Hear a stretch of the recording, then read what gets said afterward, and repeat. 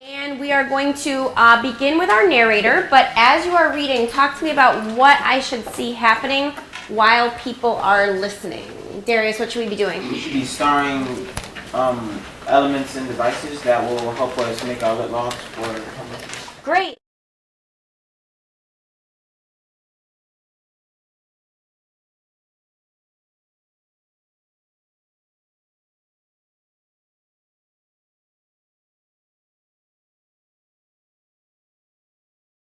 And in addition to helping you with your lit logs, anybody who paid close attention to the objective, what else will the stars and underlines help you with today? Allie? The unprompted seminar. The unprompted seminar, so that you know your entry points for the conversation. So narrator? Rose enters from the house, Troy hearing her steps. Behind him stands and faces her. She's my daughter, Rose, my own flesh and blood. I can't deny her no more than I can deny them boys. You and the boys is my family. You and them and this child is all I got in the world. So I guess what I'm saying is, I'd appreciate if you'd help me take care of her. Okay, Troy, you're right. I'll take care of your baby for you. Because like you say, she's innocent, and you can't visit the sins of the father upon the child. Lights go down as well.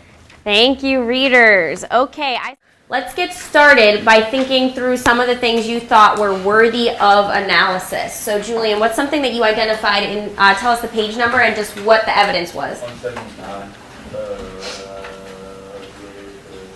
I appreciate if you would help me take care of her. To show that Troy swallowed his pride. Interesting. That's the first time that we've seen anything like that. Very nice. That's worthy of analysis. Allie, what did you notice? What we're going to do next is you're going to do a 4-entry log for both these scenes. You can divide the scenes any way you'd like. If you want to do 3 for scene 2 and 1 for scene 3, that's fine. If you want to do 1 for scene 2 and 3 for scene 3, that's fine. You're selecting. You're going to have 18 minutes.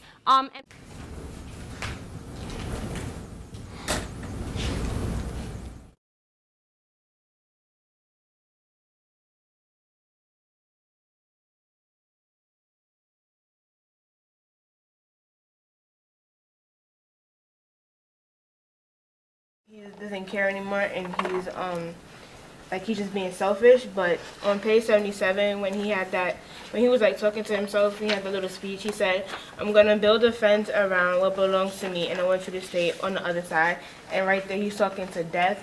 So I feel like it's not the sense that he's being selfish. I feel like he's more scared because at the end of the day, we all know that no matter what he does, he loves Rose.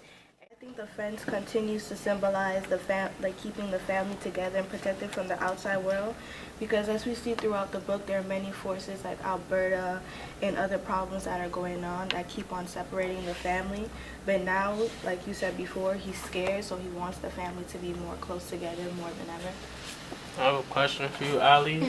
You said Troy is more scared than selfish, but since he's like a very proudful man, why would you be scared and not like try to keep your family together and bring it back, since Troy is a very powerful man? But I think that I don't think that he can see that it's not gonna happen. So I don't think he really wants to try. So nice job. Let's give them 3 claps for the first seminar.